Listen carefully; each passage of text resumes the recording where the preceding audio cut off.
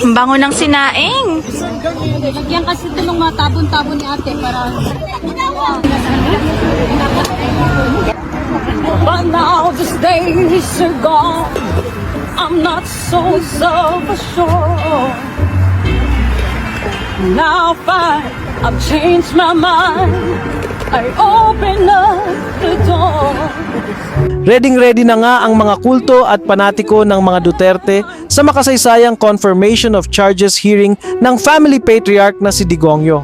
At syempre, hindi papahuli ang ilang DDS-OFWs na pumunta na nga sa The Hague para masaksihan ang formal na pagpapanagot sa kanilang kriminal, magnanakaw at psychopath na poong Nazarehas sa ICC o International Criminal Court.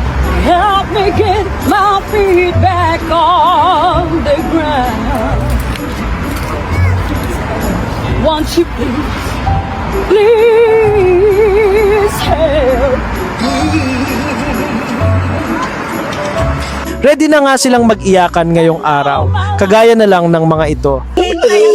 Here in Holland, this country, the international human rights is in this country. Our president is old.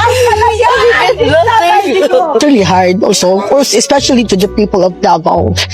We expected it to be positive, so have a better future for the Philippines, but I think the Philippines is right now doomed.